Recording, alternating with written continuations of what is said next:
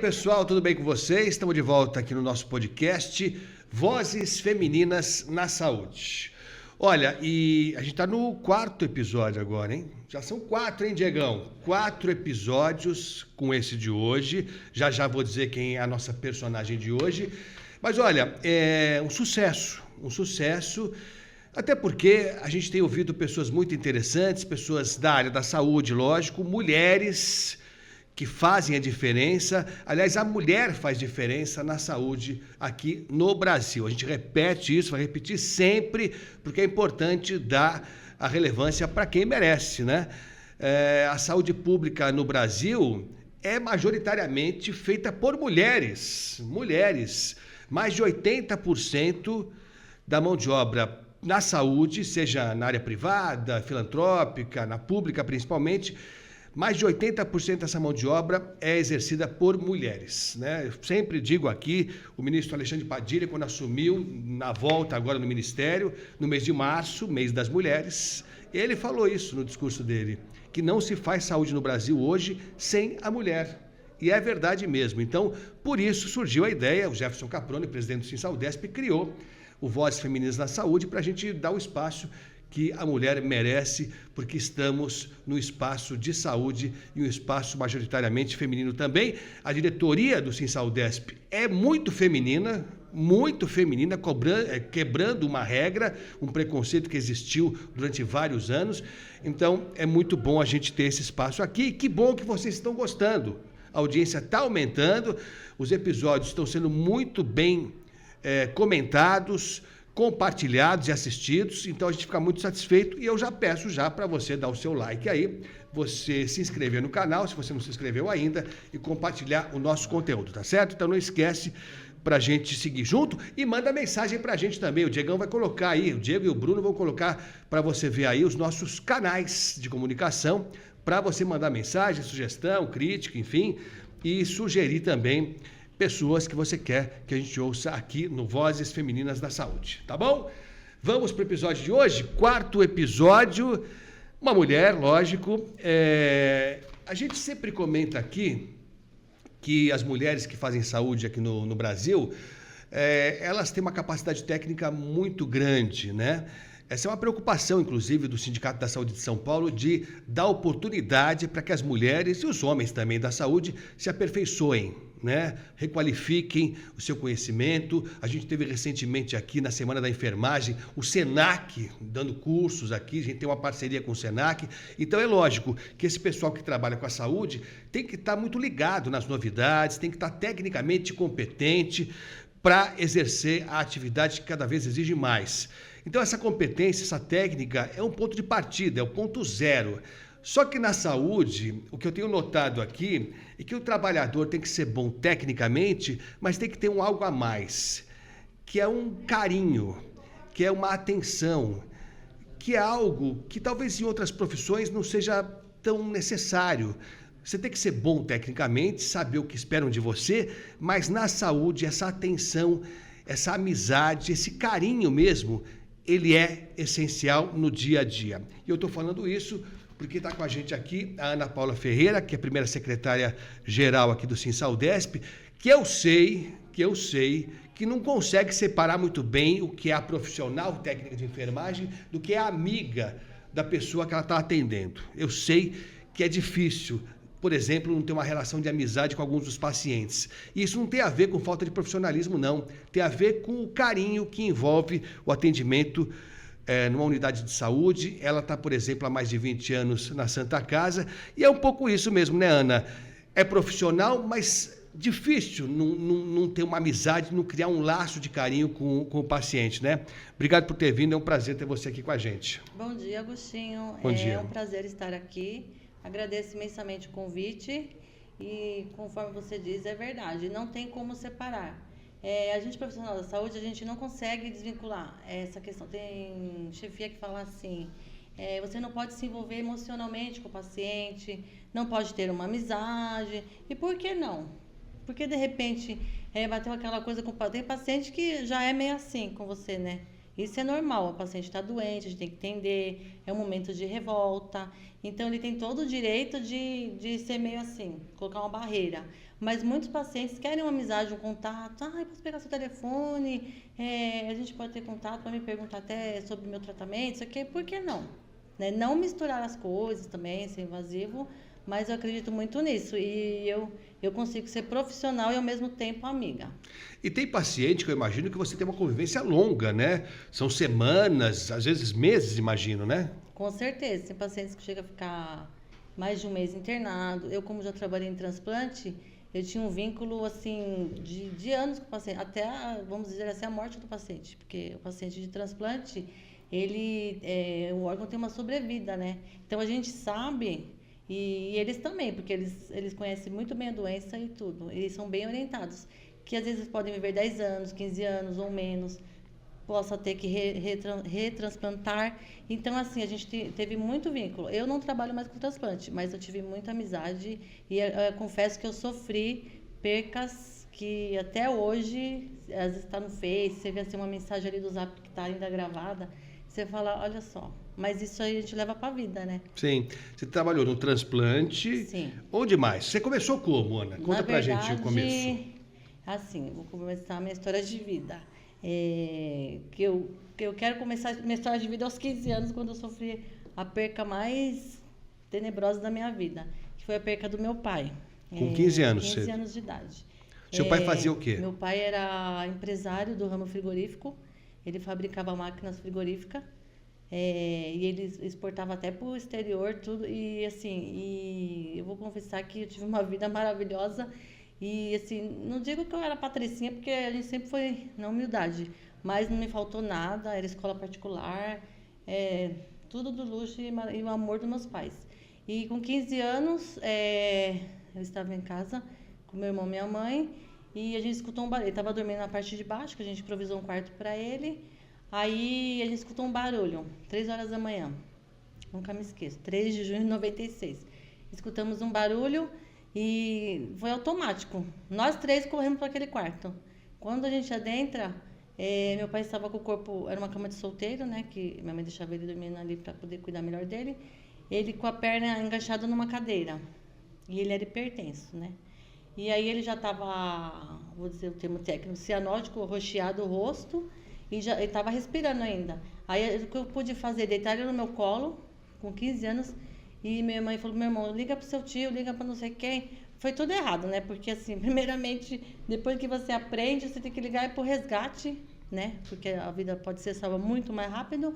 E não meramente você ligar para um familiar que de repente ainda vai se trocar, vai tomar um banho, até chegar já não tem mais vida ali. E foi o que ocorreu.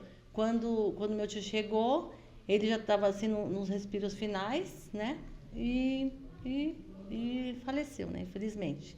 E aí... Eu fui sempre assim, orientada assim, e é o que eu queria. Meu pai falava, quando você tiver maioridade, você vai fazer administração para trabalhar comigo na empresa. Até minha mãe já foi funcionária dele. E aí, eu fiquei com isso na cabeça, vou fazer a faculdade, tal, trabalhar com ele. Só que aí, como aconteceu isso, tipo assim, meu pai era o manda-chuva da empresa. A empresa fechou depois que ele morreu. Porque o que ele sabia estava aqui, estava, sabe, era coisa do profissional mesmo. E a gente não tinha esse mérito para estar seguindo, né? Não tínhamos estudo para isso, meu irmão também não tinha muito conhecimento. Aí o que eu pensei? Dali um tempo, a coisa ficou meio feia, tive que começar a trabalhar com 15 anos, que foi onde eu arrumei na locadora. Sei. Locadora de vídeo. Aí vai ter gente que não vai saber o que é locadora de vídeo, hein? Sabe que eu trabalhei numa locadora de vídeo também. Eu trabalhei numa locadora de vídeo... Mas assim, você ficava atendendo o cliente, é isso? Isso. Porque você é bonitinha. Atendimento. Eu, nunca fui uma beldade, eu ficava na parte de trás da locadora. Tinha uma moça bonitinha na frente e eu ficava atrás, tinha aquela gavetinha. Né? A pessoa ia lá, para quem não sabe, a locadora de vídeo era uma loja em que você tinha as gôndolas, né? Em que tinha a caixinha da fita, né? A E aí caixinha vazia Vazia, depois. obviamente. E aí você escolhia, eu quero esse filme aqui. As numerações, era Isso, pasta de isso. Aí games. tinha a parte de comédia, de É, drama, é, não sei o quê isso. e tal. Tinha a parte para adultos, que era mais escondidinha ali. Isso. Aí a pessoa pegava a caixinha, eu quero essa aqui, entregava para a mocinha. Essa parte do adulto dava medo, porque Dava. às vezes você é sozinha. Ah, eu vou te contar. Muitas vezes Dava medo? Eu vou te dava contar o que medo. aconteceu comigo. Aí a atendente colocava na gavetinha, ela virava e quem estava lá atrás, que era eu no caso, pegava a fita, colocava e devolvia. Uma coincidência. É, exatamente. Só que aí, quem ficava lá atrás, não sei se aconteceu com você, tinha que dar uma checada nos vídeos novos que chegavam. Sim. Então chegava um lote de vídeos novos, tinha que ver se tinha defeito, tinha algum problema para devolver, né? Então a gente tinha que assistir. Tinha que assistir. Tinha que testar. A gente tinha que assistir. É. Um belo dia, você vai lembrar. Se você disser que não lembra, é mentira sua. Chegou um lote de vídeo da Titiolina. Lembra da Titiolina, não? Você não lembra da Titiolina? Não? O Diego eu vou lembra. ficar devendo. Sério? Essa novinha. Não, então, a Titiolina era uma atriz... Era porque não é mais, agora a idade não permite. Sim. Ela deve ter uns 10 anos. Mas ela é uma atriz pornô italiana. Ah. E assim, ela se notabilizou, sei lá, né? Porque ela mostrava o peito dela, assim, Ela em público. Ela mostrava o peito dela. E ela foi eleita deputada na Itália, inclusive. Olha que loucura. Olha. Mas enfim, mas o fato é que chegou um lote. Eu vou até pesquisar agora. Procura. Eu não vou mostrar aqui, não vai mostrar aqui, né, Não, Diego? não, Talvez. não. Talvez, Vai que ela quer talvez não mostrar. seja o caso. Vai que ela quer mostrar as coisas. Mostra uma foto da Titiolina, a gente vai mostrar já já.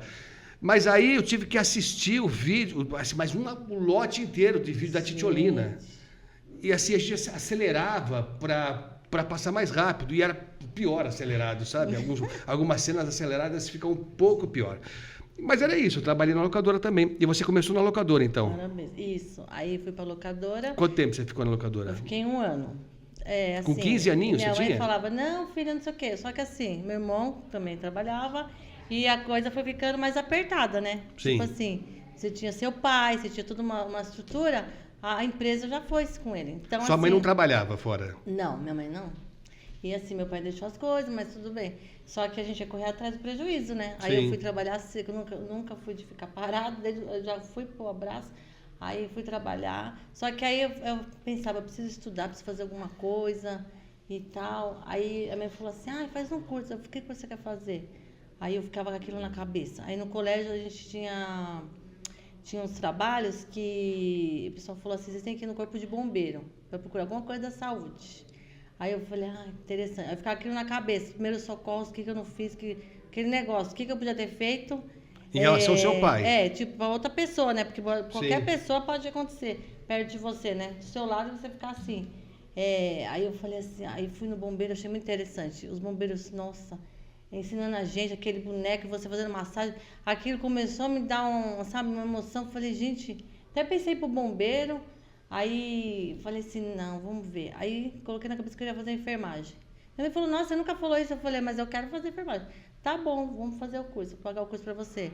Aí eu comecei o curso na Santa Casa, 2002.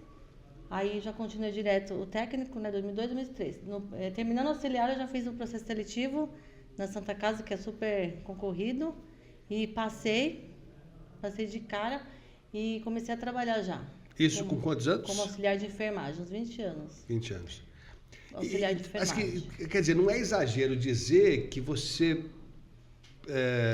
partiu para a área da saúde muito por conta do que aconteceu com seu pai. Sim.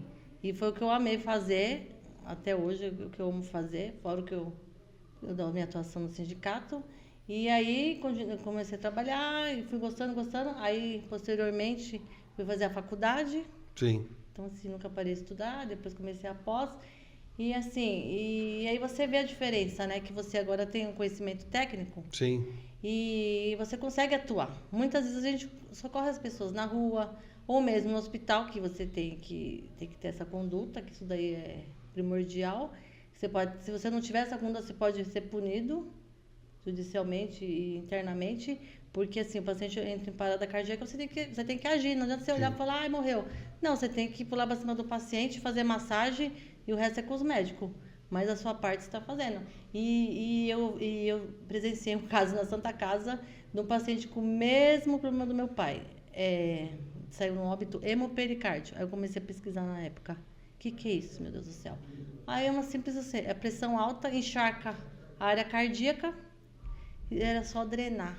Não parece tão simples assim, mas o médico falou, às vezes uma massagem dava tempo de chegar no hospital mas você não vai ficar com isso na cabeça, que tudo, né, tem os porquê e se eu fizesse, se eu não fizesse. Mas eu vejo que assim, na hora eu me senti assim, uma impotente. Tanto eu, minha mãe e meu irmão. Fizemos tudo errado. Ligar pro tio, entendeu? Sendo que existe o SAMU, existe o resgate. Então você vai aprendendo que... Então isso daí me emociona e eu falo, todo mundo teria que ter, acho que, um treinamento de primeiros socorros. Eu fico apavorado de pensar na possibilidade de eu me deparar com uma situação como essa. Eu sou incapaz de eu desmaiar. E qualquer um pode fazer um curso e pelo menos saber o que vai fazer, entendeu? Sim, sim. Pede ajuda, mas liga para a pessoa certa. Sim. Aí meu tio, parece que era horas. Foi minutos, mas parece que era horas que ele demorou a vir. E você sabe que a gente conversa com muita gente aqui no sindicato, lógico, né? Pessoas da saúde, e não é incomum gente que entrou para a área da saúde por causa de episódios assim como o seu. O Jefferson mesmo, né? O presidente do sindicato. O Jefferson, ele conta isso, é importante repetir, que ele decidiu que ia entrar para a saúde, para a área da saúde, porque ele passou por um drama pessoal. Foi. Né? Quase ele teve a perna amputada, ainda jovenzinho, né? Jovenzinho.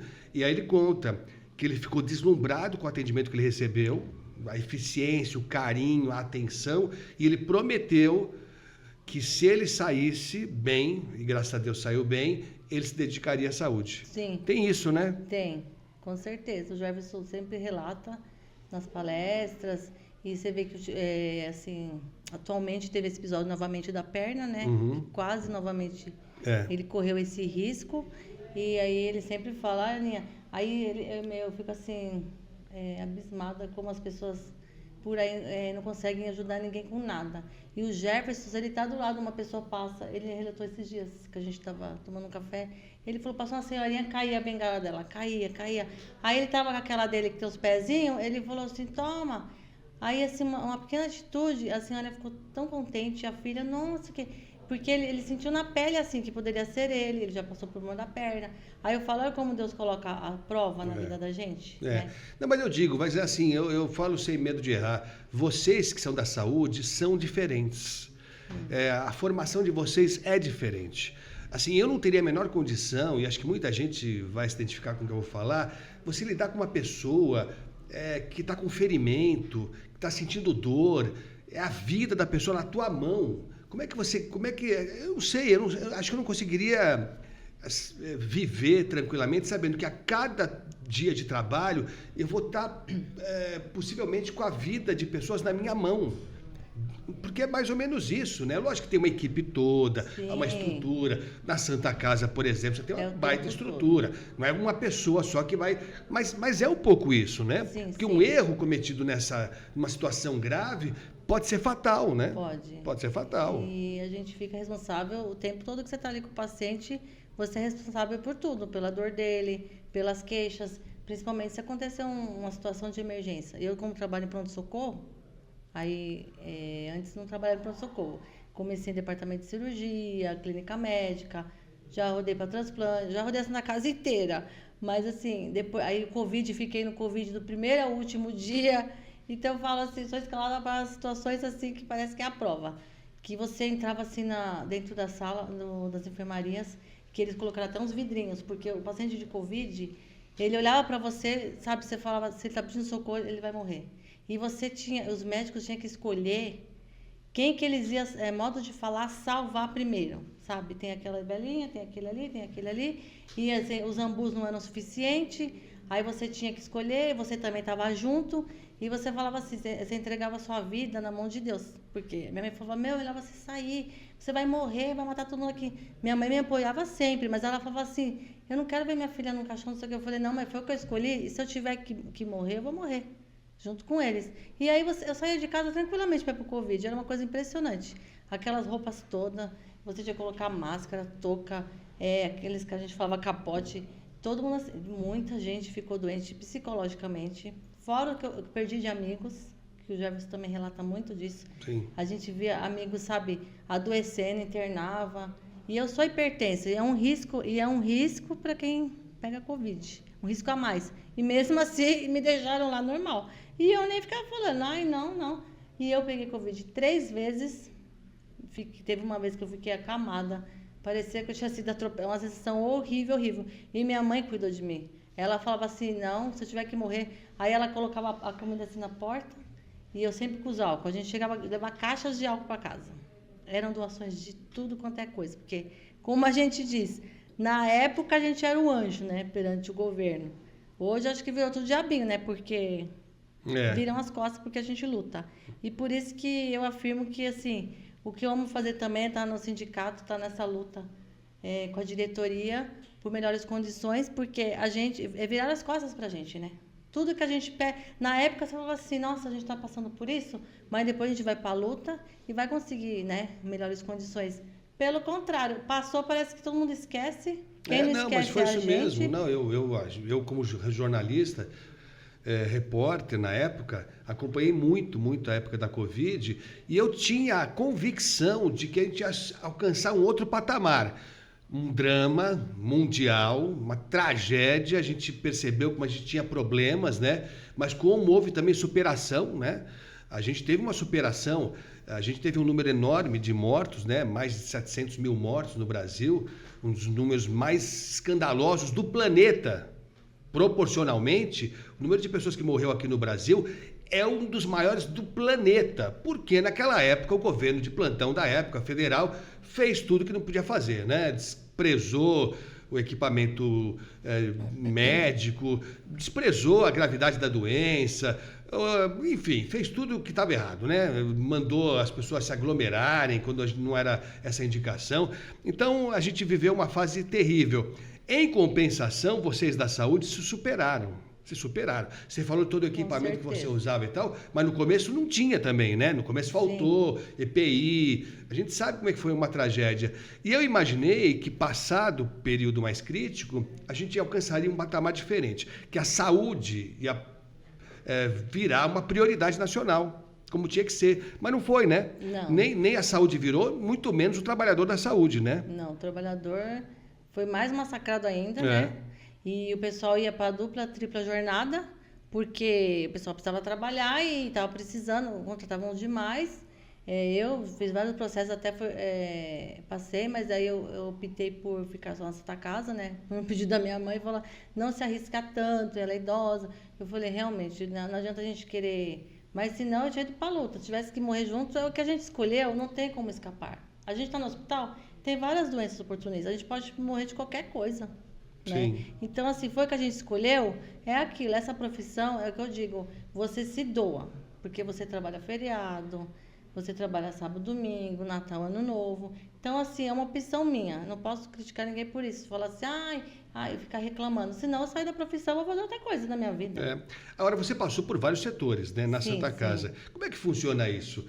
Chega a direção e fala assim, agora você sai da emergência e vai para o transplante. É assim? Nada? É uma coisa bem louca, porque eu acho que é uma coisa institucional. É funcionário da Santa Casa, é funcionário do hospital, né? Aí eu falo assim, em parte seria. Você tem sua escala, você é lotado em tal departamento, mas assim, são 23 anos, né? E no começo, fui para um setor para pegar experiência, aí... Passando tal tempo, a chefe chegou em mim porque disse que para o transplante é promoção, porque é pessoas qualificadas que trabalham direitinho, tem a questão da contaminação. Se você contaminar um transplantado, ele pode perder o órgão e morrer, porque não pode pegar infecção de hipótese nenhuma. Sim. Aí a chefe ficava de olho e falava, Ana, você trabalha legal, não sei o que, eu vou te mandar. De início eu até chorei, falei, nossa, estava bem aqui, estava acostumado. No começo, eram 8 meses de experiência. Você fica assim, ai meu Deus do céu. E era uma chefe japonesa bem criteriosa. Aí ela falou, você vai pro transplante a partir de segunda. Assim, do nada? Assim, do nada. Aí fui, cheguei lá, uma enfermeira meio cri-cri, e uma auxiliar também cri-cri. E aí eu falei, vamos que vamos pro transplante. Cheguei lá, já recebe você meio assim. Aí você vai passar, antigamente a gente passava a sonda, fazia tudo, né? Hoje em dia mudou muito. O Corinthians já não permite mais o auxiliar passar a sonda vesical e tal, a gente fazia tudo isso. A enfermeira, você não pode passar. Não, eu tenho que olhar. Aqui já me incomodava. Eu falava, se você passar, pode deixar. Você é bocuda?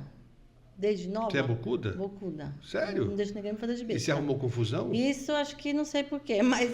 Não, confusão não, mas falei bem seca. Falei assim, não estava na experiência, mas eu não tenho que... Não que você tenha que comer na mão de ninguém, mas eu não estava na experiência, eu não tenho que ficar quieta. Aí eu falei assim, não precisa ficar... Tudo bem, mas não precisa ficar muito em cima não, porque eu já passei da experiência, eu sei fazer. Você fazia o que no transplante? No transplante, a gente como que era, trabalhava o teu dia? diretamente com médicos-chefes. O transplantador, era transplante renal, fígado e no mesmo setor internava paciente bariátrico. Fazia cirurgias de redução de estômago para emagrecimento. A gente cuidava dessas 3 especialidades. E aí a gente cuidava deles como um todo, o preparo para o transplante. Depois se rejeitar. Quer dizer, você atendia o paciente antes e depois? Tipo assim, bem aquele negócio, começo, meio e fim. Porque muitas vezes eles vinham pra gente já em estado bem grave e lógico, se estivesse muito grave é para UTI. Mas quando dava para tentar estabilizar, para tentar reverter, quando o órgão ele quer parar. Sim. Aí rejeita, aí tem que ficar dando umas medicações que a gente fala, medicação de ataque. Aí eles vão colocando as medicações. Vamos ver se é mais ou menos isso aqui que você vivia nesse período aí do transplante na Santa Casa, né? Você tinha que idade aí? Isso daí foi bem no começo. Fiquei 8 anos e meio. Quanto? 8 anos e meio. 8 anos e meio, bastante, né? Bastante tempo. Vamos ver, era mais ou menos assim, ó. Vamos ver se era assim. Central de transplantes. Você me mandou um doador, né? Vira uma corrida a quanto tempo? Eu tô há 5 anos na fila do transplante. Eu tô dando a vida à minha filha, porque eu sei que a minha filha precisa. Foi ofertado esse fígado agora que vamos retirar para ele. É uma cirurgia gigantesca, né? É uma cirurgia que tem risco. Vai, gente, rápido. O transplante não existe sem doação de órgãos. É triste para quem está perdendo, mas para quem está ganhando, como nós, é uma vida. Você está salvando várias vidas.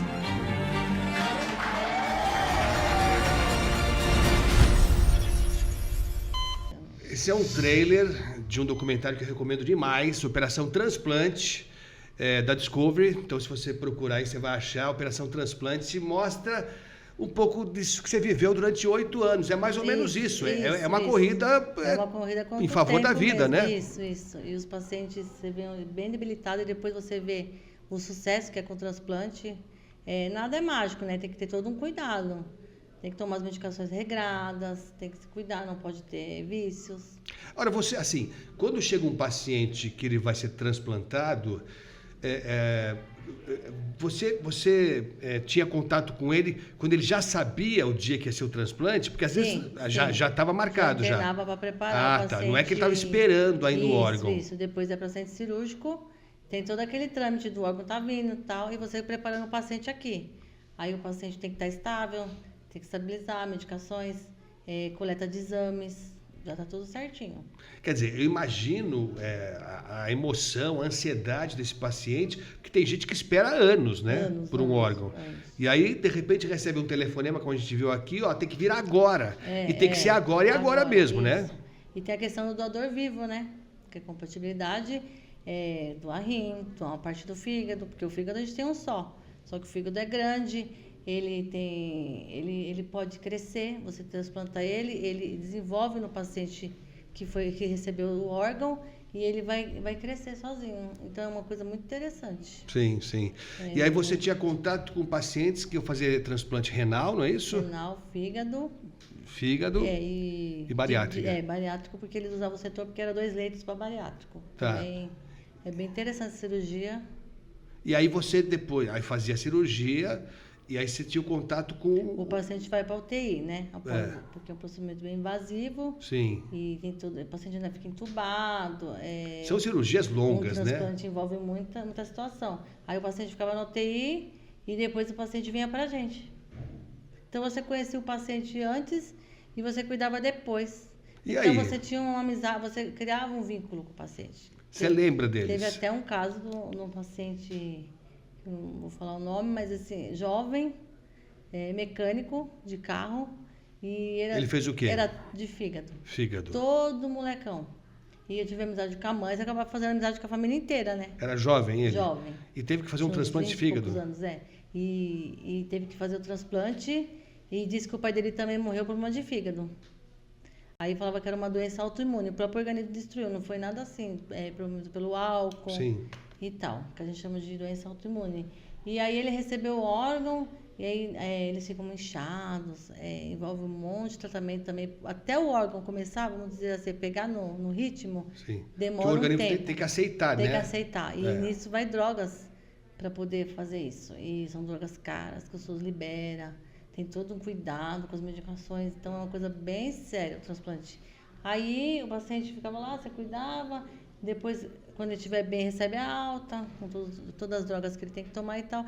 Aí você faz amizades com eles.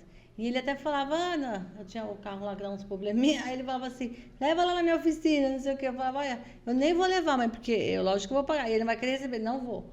Aí eu falava, não, já arrumei aqui. Aí eu falava assim, meu Deus do céu, olha só, você que danada com esses seus amigos.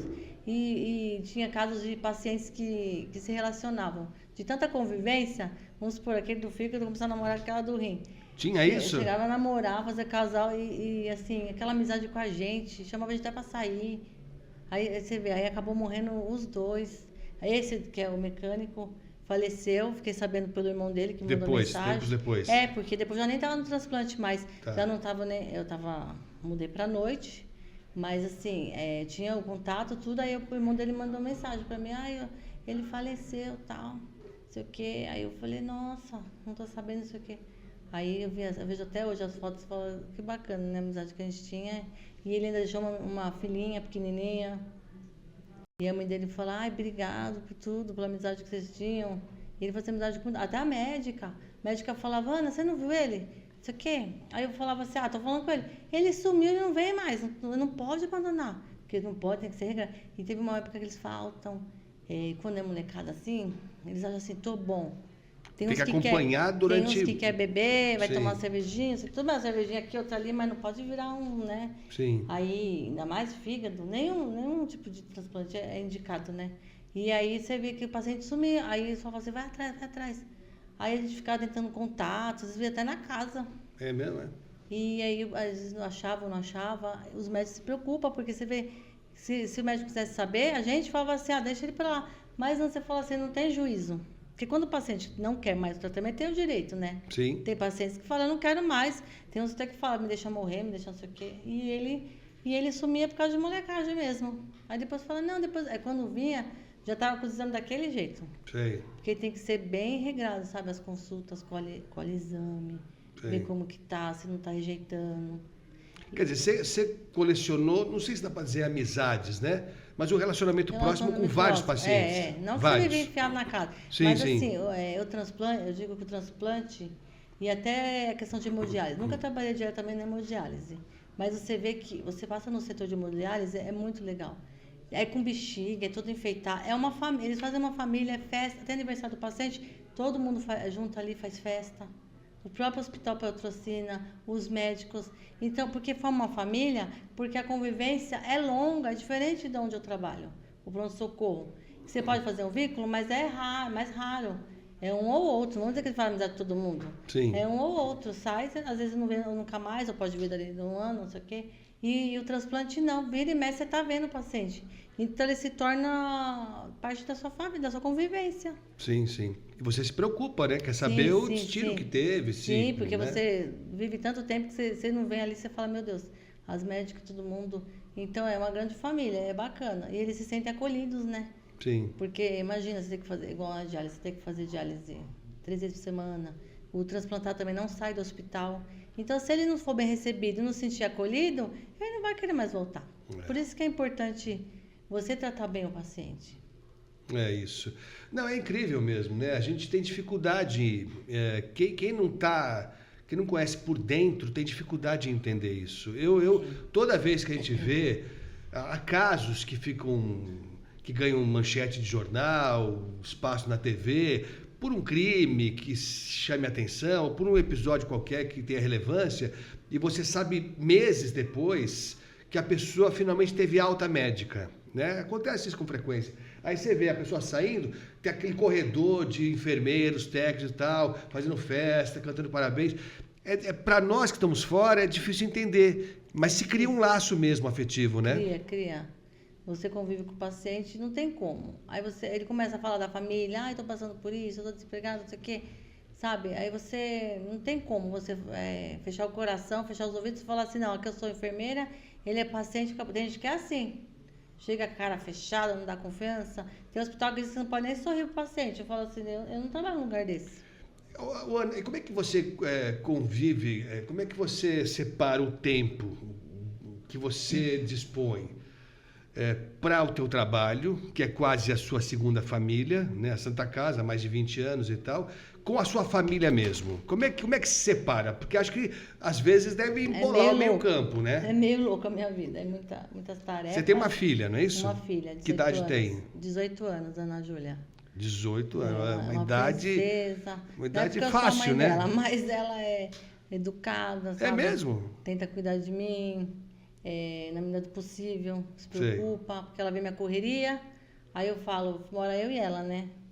No nosso novo apartamento. Aí eu falo, filha, cuida aí da casa, eu quero deixar ela sozinha, porque eu mudei faz um ano que eu saí da casa da minha mãe. E aí ela fala assim, não, mas pode deixar. Aí fica lá com o cachorro, aí fica com aquela preocupação de mãe, que eu tenho que trabalhar à noite. Aí tem reunião, aí tem um monte de tarefa. Tem o sindicato. Tem o sindicato, às vezes é viagem, não sei o quê. E ela vai se virando lá nos 30. Ela faz o quê na ela vida? já sabe, ela está estudando no momento. Ela está no 3º ano, segundo grau, e ano que vem ela vai fazer Direito. Já tá fazendo, fez o Enem, né? E ela vai fazer Direito. Eu estou apoiando ela no que ela precisar. Quer dizer, é você que banca tudo em casa, basicamente. Com certeza, com certeza. O pai dela paga pensão, ele também ajudou eu a criar ela, né? Agora já está com uns 8 anos. É doida para trabalhar. Ela é doida. É doida para trabalhar fora. E já teve oportunidades de jovem aprendiz. E eu falei, pode ser, mas espera um pouquinho, foca no estudo, né? Sim. Mas agora com o Enem que teve, ela é estudiosa. E ela não quer saúde, não quer área da saúde? Não, nem pensar. Porque ela fala que não tem coragem. Para ela tomar injeção, ela chorava, gritava, eu falei, Ana Júlia, vem aqui. Eu sempre firme. Às vezes no posto, vem aqui. Puxava ela, não. Depois que ela acostumou, também não liga mais. Sei. Mas ela fala, Deus me livre. Ela fala de ter que furar alguém, ela tem muito assim, dó, e até de animal. Pensava um dia veterinária, mas ela falava assim, eu não tenho coragem de... Eu falei, então esquece, filha. Aí do nada ela chegou e falou, ai mãe, eu quero fazer Direito. Porque agora, ela quer. Agora, como é que separa o tempo? Porque assim, tem plantão na Santa Casa, não sei, sim. Eu não sei se vocês cumprem um horário certinho, ou se eventualmente tem que estourar o horário. Dá para conciliar o espaço da família de verdade, que é a sua filha, basicamente, hoje, sua mãe também, né? Minha mãe. E a família da Santa Casa, dá para separar legal? Dá, porque lá não tem hora extra. Não tem? Horário, não. Só que a gente acaba fazendo outras funções, né? Vive na ocupação, às vezes arruma home care também. Tenho vontade de arrumar outro serviço. Você faz esse trabalho de home care? Eu tenho uma pausa, que até 2019 eu trabalhava na Santa Casa e era enfermeira nesse home care que a gente montou. Era uma equipe. Tá. Montou a equipe, eu era a chefe da equipe, a enfermeira. E aí eu fiquei lá 6 anos. E ela faleceu, saiu de lá porque ela faleceu. Inclusive ela faleceu no Santa Isabel, que nem na Santa Casa. E eu estava de plantão no dia que ela faleceu, levei ela para o Santa Isabel de manhã, aí ela foi para a UTI e acabou falecendo no plantão que eu estava na Santa Casa à noite. Sim. Aí eu fui chamada pela sobrinha dela para ir buscar roupas, que eu falei, não posso sair do plantão, assim. Aí ela falou, não, mas eu tô longe disso aqui. Aí de manhã eu fui no apartamento dela, peguei, levei.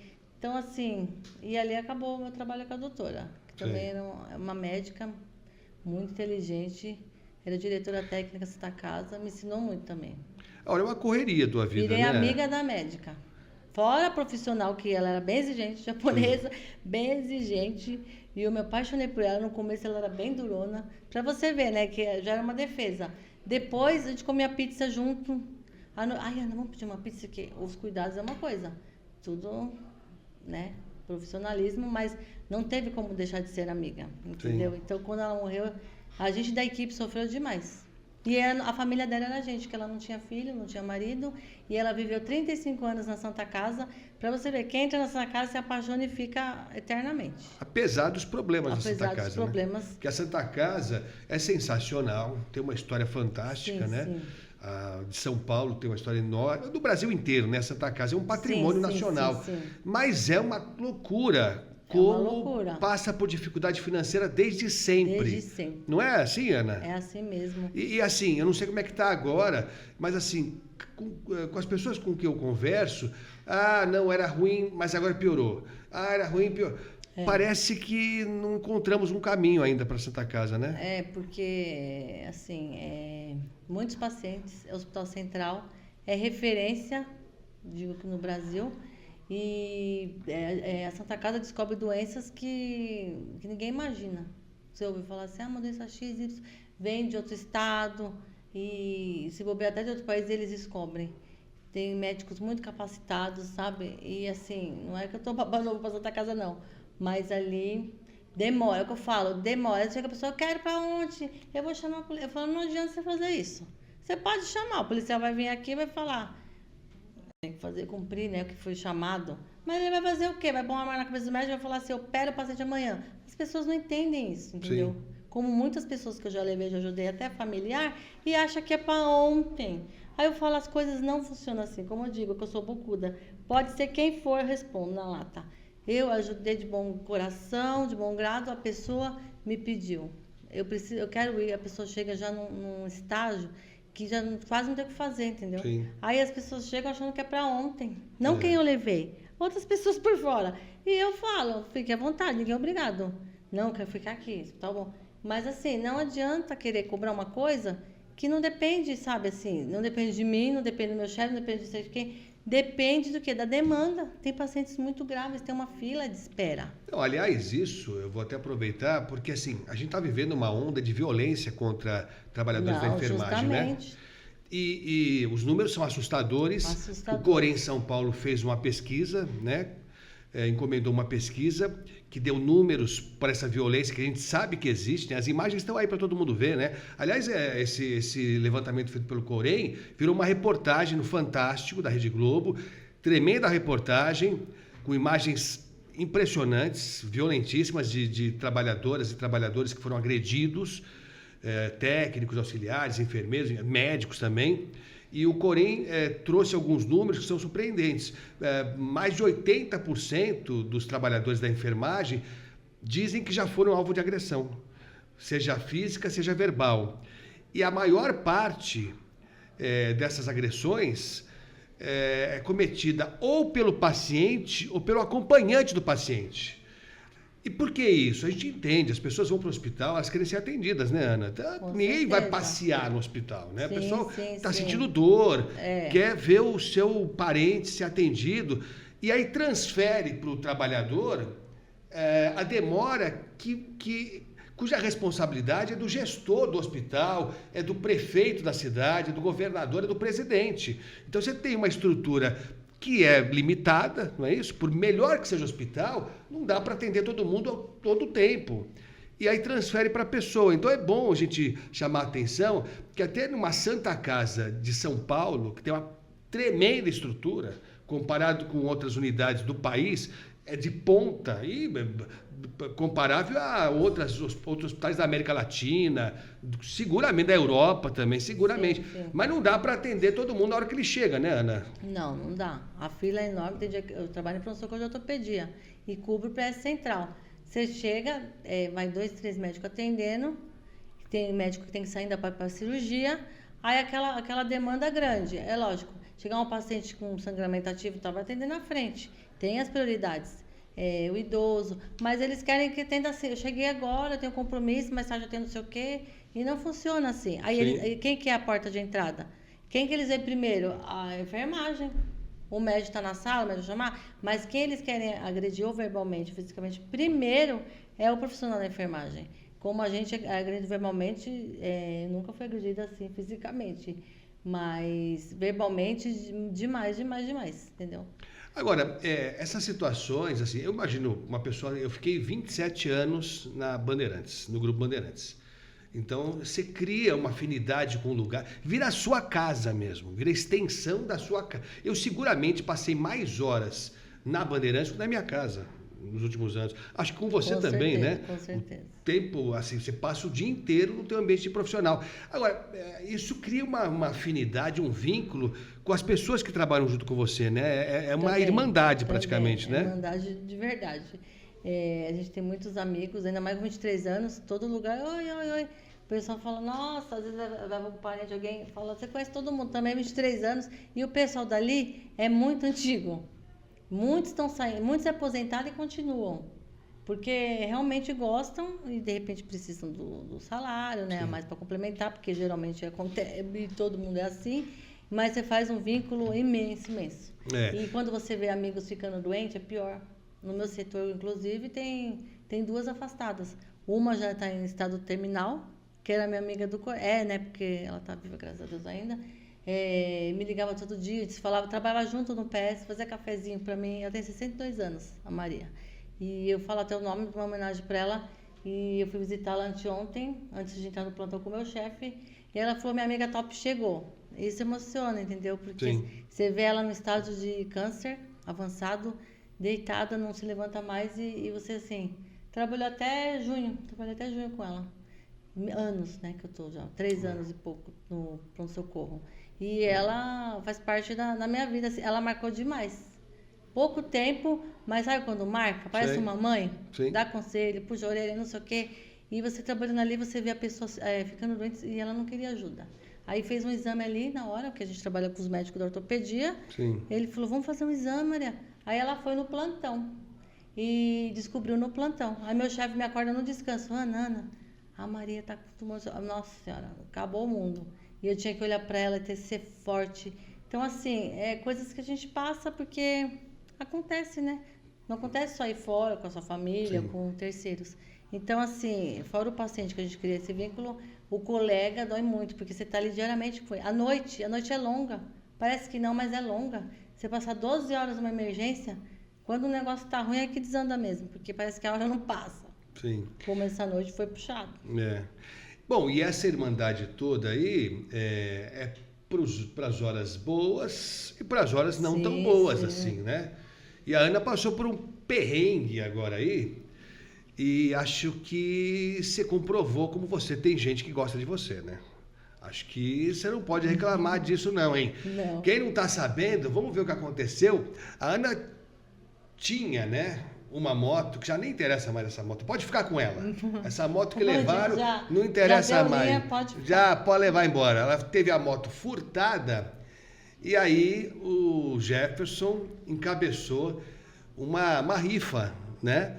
Para que se arrecadasse recursos para comprar uma nova moto para a Ana, que é um instrumento de trabalho seu, né? Trabalho, basicamente é isso. De auxílio. Não é isso? Para você rodar para cima e para baixo e tal. Sim. Vamos ver aqui como é que foi essa saga da moto da Ana, que foi furtada em outubro. Durante uma atividade que você estava fazendo aqui pelo sindicato, não foi isso? Vamos ver então um pouquinho desse videoclipe que o Diegão e o Bruno produziram aqui, para a gente contar essa história que foi bem legal. Vamos lá.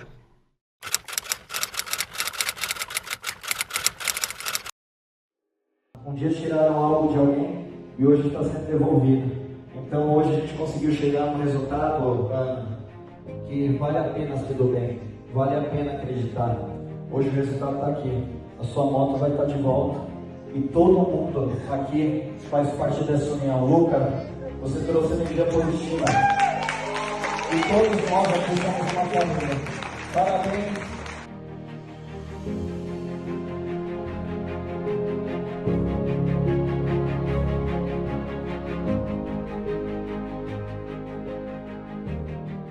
Gratidão a cada apoiador, eu sei que a doutora Márcia pediu para a família inteira, todo mundo aqui fez uma união, uma corrente do bem. Tirou da onde não tinha, teve gente que mandou mensagem falando, Jefferson, nem quero pagamento, o que eu vou fazer? Mas deu certo. Deus abençoe e palmas para vocês.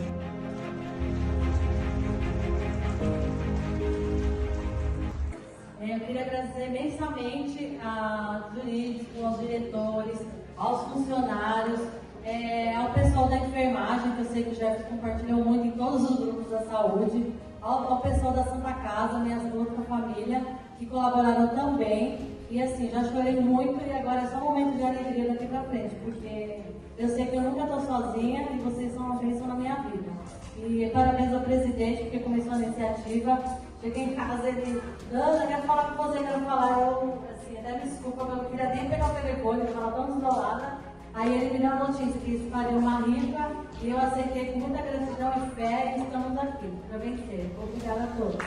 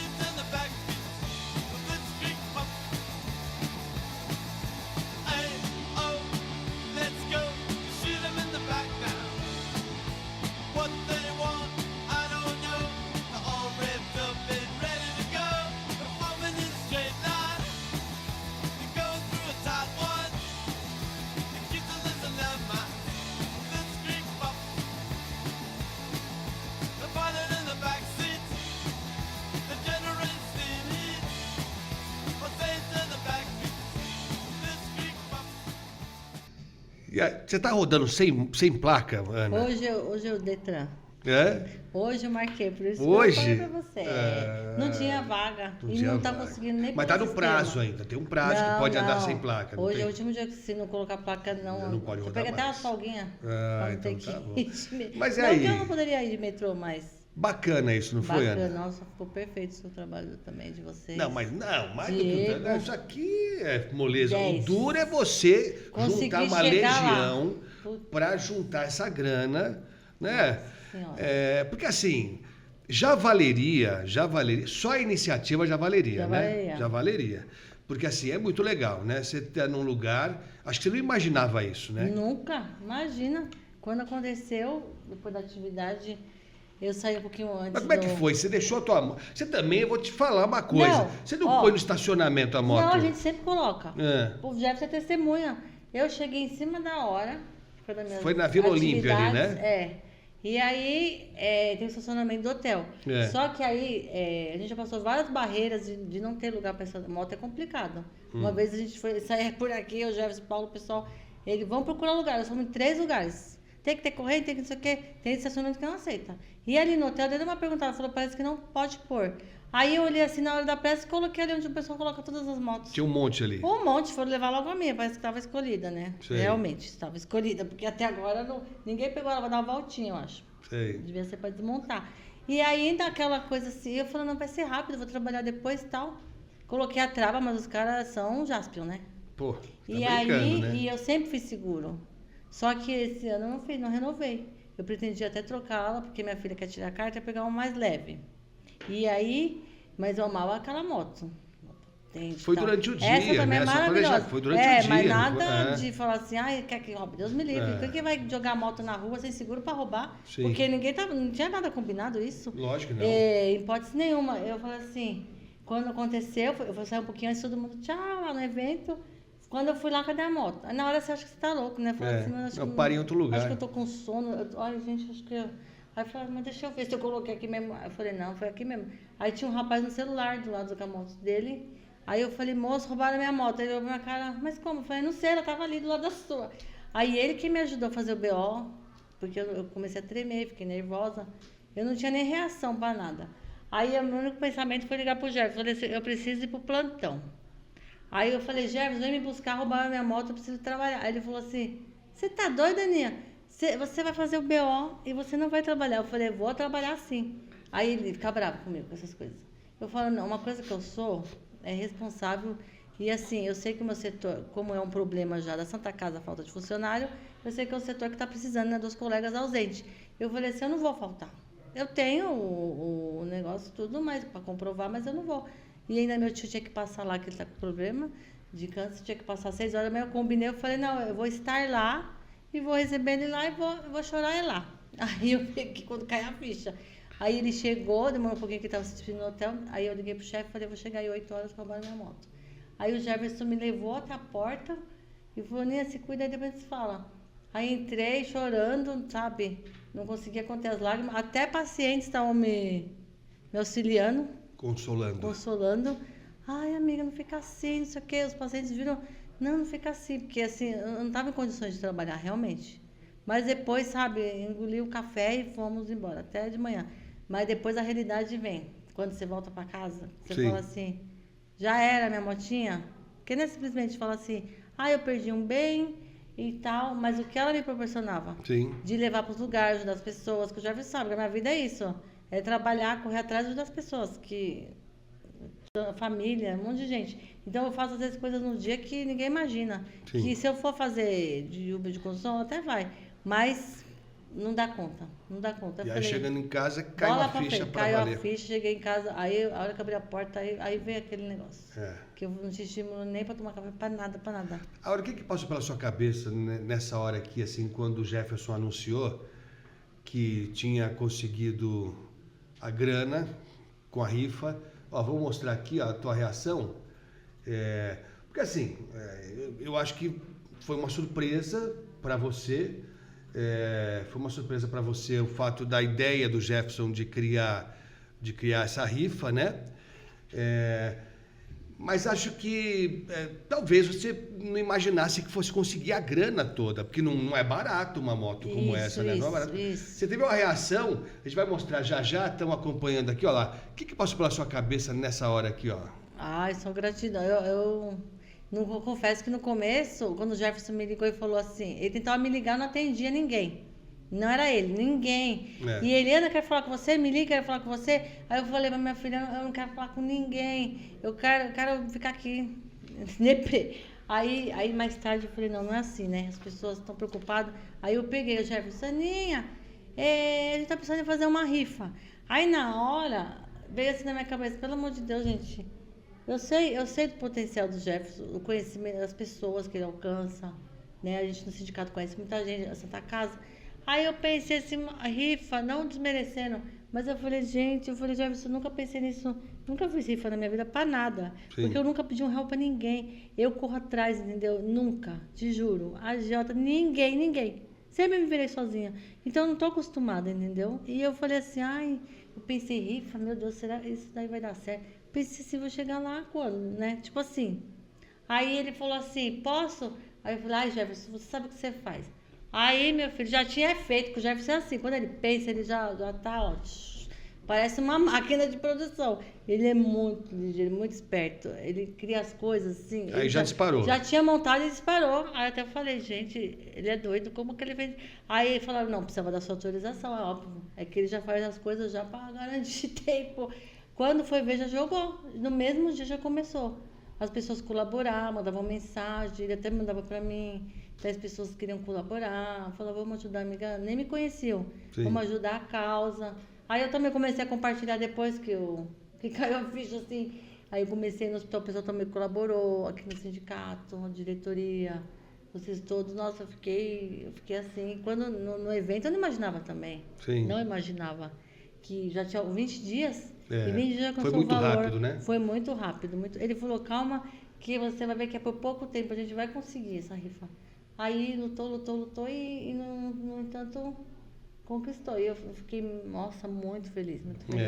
E o Jefferson até fala aqui, acho que nesse texto a gente reproduziu, não, Mas, assim, não é a primeira vez que o Jefferson promove uma ação para ajudar alguém que passa por uma situação difícil momentaneamente, né? Sim. Então, a gente teve casos aqui, nem vale a pena citar, mas teve casos aqui de colegas aqui do sindicato que passaram por dificuldade também e o pessoal se juntou e foi lá e resolveu. Então, assim, parece impossível que no mundo de hoje, né, na realidade de hoje, numa cidade como São Paulo, em que as pessoas pensam só nelas, essa correria toda, todo mundo defendendo o seu, parece difícil acreditar, mas é verdade, né? Aqui, quando o Jefferson fala da família sem Saldesp, não é só uma frase, né? Não. A gente chama de família, ele se dirige a gente não como diretor no grupo de trabalho, fala família. A gente se trata assim. Porque é uma verdadeira família, né? E o Jefferson, eu conheço o Jefferson há muitos anos, e antes disso tudo, conheci o Jefferson numa passeata sindical na rua, e eu gostava muito de participar, eu era militante. Minha filha não tinha nem nascido, eu já participava dos eventos daqui, porque eu gostava, eu vim aqui para me associar no início da minha carreira no hospital. E aí eu comecei a frequentar Peruíbe, gostei e tal, e ia antes da minha filha nascer. E eu fui fazendo amizades com os profissionais. Tinha muita atividade lá, dança, a gente fazia excursão de carnaval. Então, assim, era muito bacana. E eu comecei a me envolver. Mas não imaginava que ia virar diretora daquilo? Não, jamais. Jamais, porque era uma barreira. É diferente da nossa gestão. Era uma barreira tremenda. Mesmo você indo principalmente como sócio, sabe? Eles ficavam aquela coisa, aquele negócio na cozinha, não pode entrar agora. E eu falava, isso me irritava, eu falava, tudo bem, mas vamos lá, eu gosto do que eu faço. E eu militando, a gente ia muito para Brasília, eu participava, nossa, assim, intensamente das atividades. E aí, fui criando amizades. Quando foi antes da eleição, que eu era da antiga gestão daqui, e antes da eleição, me chamaram, não vou citar nomes, me chamaram para uma conversa na Sala do Leão, o temido Leão. O Leão que era o ex-presidente. Na época era o presidente. Aí eles me chamaram, um diretor me chamou e falou assim, Ana, o Leão quer falar com você. Aí eu falei, estranho, né? Jamais pensei que eu ia aceitar o convite. Aí eles pegaram, me chamaram e falaram assim, portas fechadas, aquela coisa meio estranha. Aí falaram assim, Ana, a gente vê que você é participativo, você está anos, né, como militante, e um pré-requisito é esse, e você participa de tudo, você encanta. A gente dançava lá na frente, fazia, sabe, Santa Casa versus não sei o quê, competição, até campeonato tinha de masculino, feminino, era muito bacana. Aí me fizeram o convite para virar diretora, se eu aceitaria ser diretora. Aí aquilo me espantou, né? Aí eu falei assim, será que eu aceito? Não, você tem tal dia para dar resposta por causa da inclusão, né? Da gestão deles. Aí eu peguei e falei, eu vou pensar, vou conversar em casa. Na época eu era casada, eu falei, preciso conversar. Aí eu peguei e falei assim, eu vou aceitar o desafio. Porque eu já participo de tudo, que vai mudar? Vai mudar que eu vou ser dirigente, vou ter algumas outras atividades, mas eu sempre estou atuando nisso. Até minha mãe falou assim, você sempre está dentro.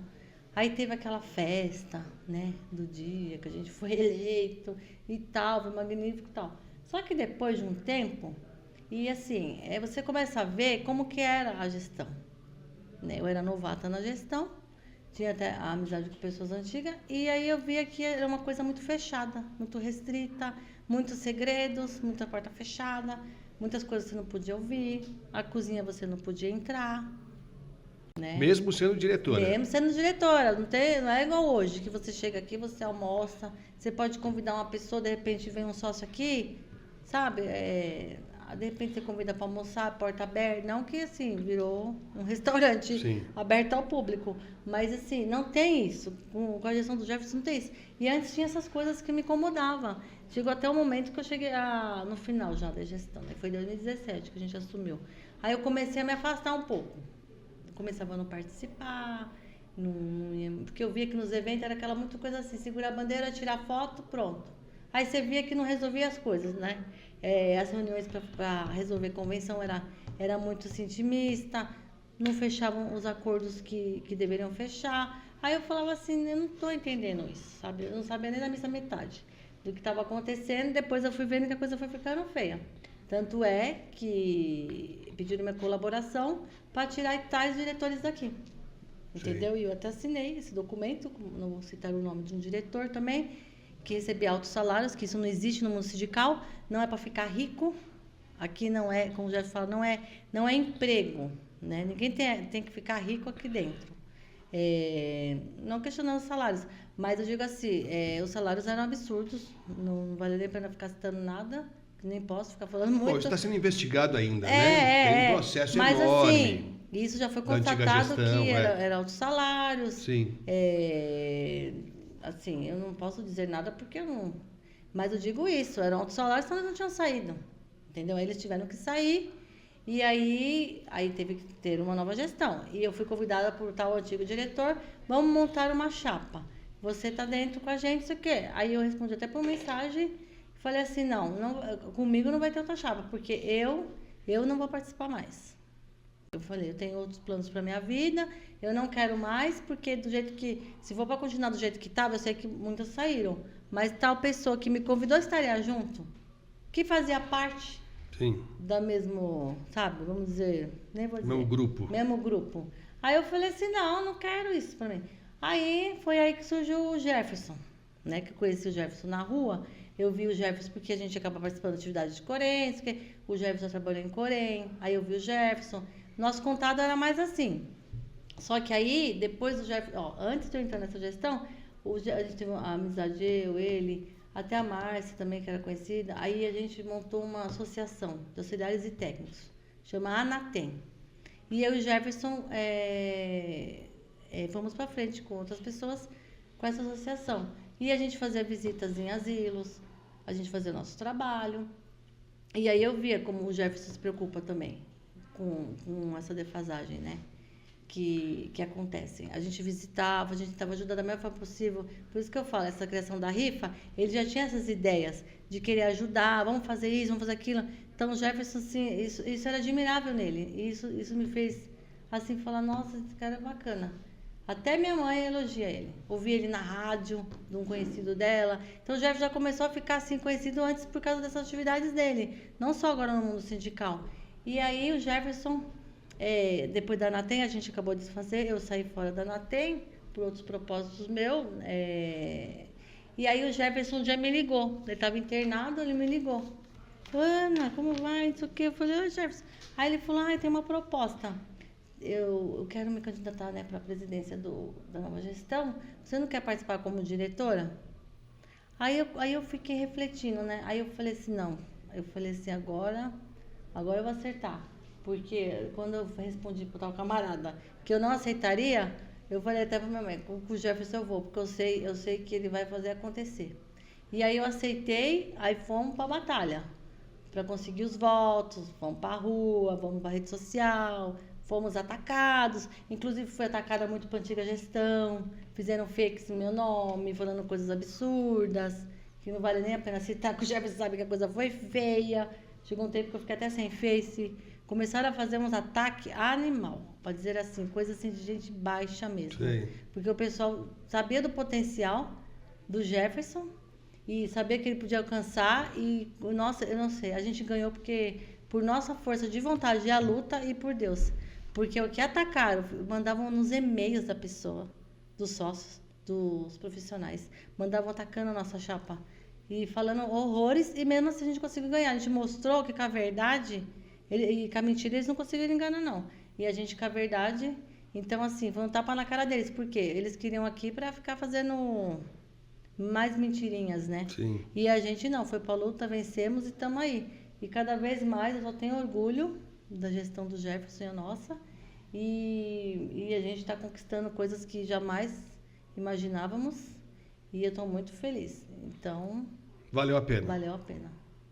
Muito. Que bom. E, bom, tem muito trabalho pela frente. Sim. Muito trabalho pela frente. A gente tem acompanhado... São etapas a serem vencidas, né? Eu estou aqui há 2 anos, então eu tenho uma visão que é limitada a esse período. Mas, assim, o que o sindicato tem conquistado de vitórias no judiciário em relação ao adicional de insalubridade, principalmente, né, Ana? Da época da pandemia, Sim. que essa foi uma bandeira que o Jefferson... foram várias bandeiras, mas essa ele não abria mão, que era de fazer com que o trabalhador recebesse o adicional de insalubridade da época da pandemia. E é muito interessante porque as vitórias vão surgindo, né? O judiciário tem o tempo dele, né? O sindicato, as pessoas não entendem às vezes, cobram o sindicato, mas o sindicato entra com uma ação na justiça, às vezes sai rápido, às vezes demora, às vezes ganha, às vezes perde, é assim que funciona. Mas tem saído na sequência várias vitórias nesse sentido, e é muito interessante porque tem a base que o sindicato chama, desse sindicato aqui, é muito grande, né? São muitos trabalhadores ligados a esse sindicato, em regiões muito distantes, inclusive, não só aqui na capital.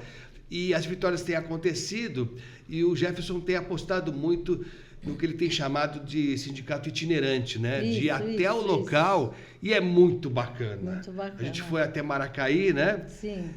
Que é uma cidadezinha pequena, distante aqui de São Paulo, tem um hospital, e lá o sindicato conseguiu uma vitória, né? Justiça para aqueles trabalhadores que receberam um adicional, um valor de 20 mil, 30 mil, às vezes, para um trabalhador que tem uma renda que é pequena. Isso. Então, você imagina, de repente, surge um sindicato que o cidadão nem sabe direito onde fica e diz, olha, você ganhou aqui, o sindicato entrou com uma ação, a justiça concedeu esse direito a você, você vai receber 20 mil agora aqui.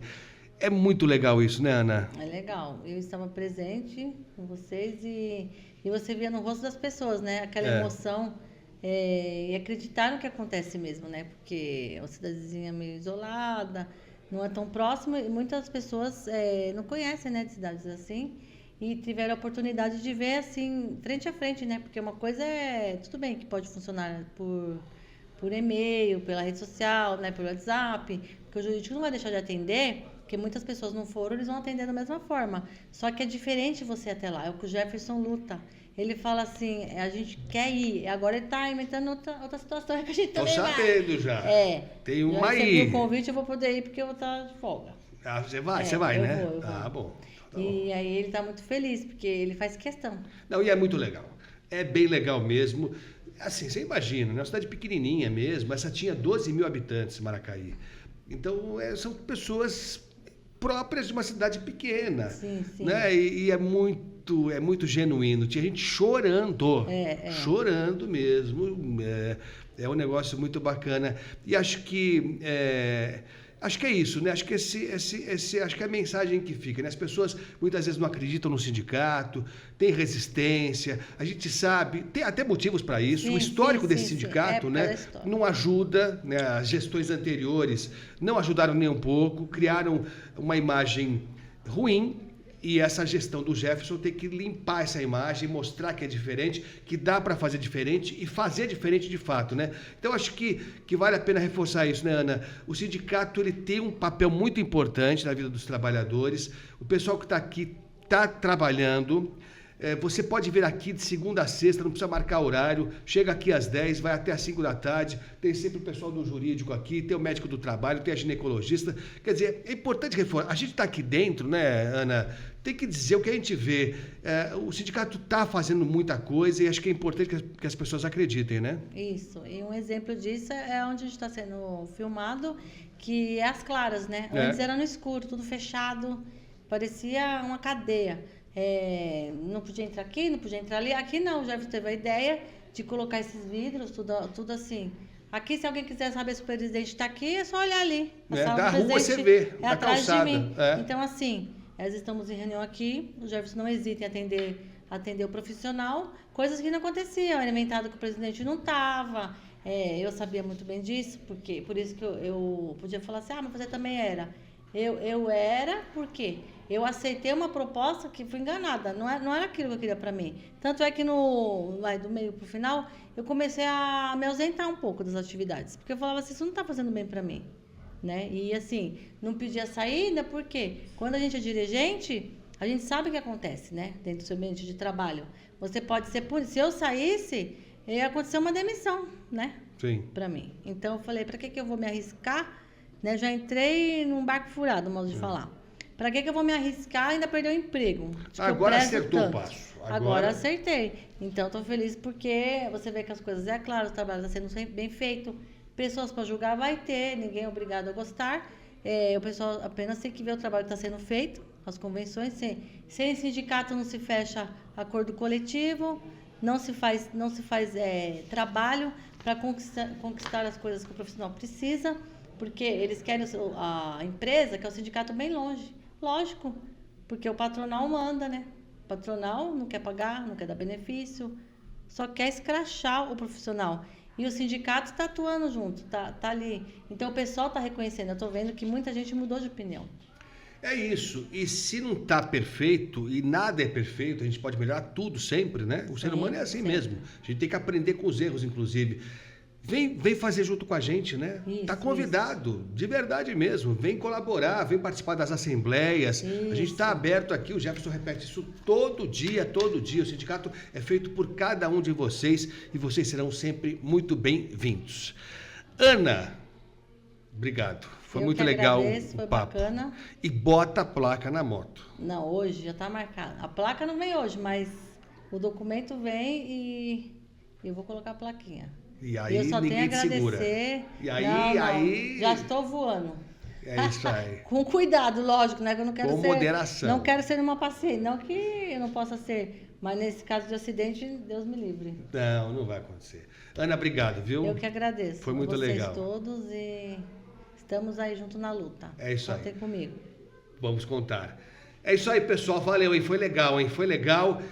Dá um like aí pra gente, se inscreve no canal, compartilha o conteúdo e manda mensagem pra nós aí. O Diegão vai colocar de novo os nossos canais de comunicação pra você mandar mensagem. Pra todos. Um beijo pra todos. Ó, se você vir aí uma loira andando aí numa moto envenenada, cuidado, tá? Trata com carinho que é boa gente. Valeu, pessoal. A gente se vê em breve aí. Tchau, tchau.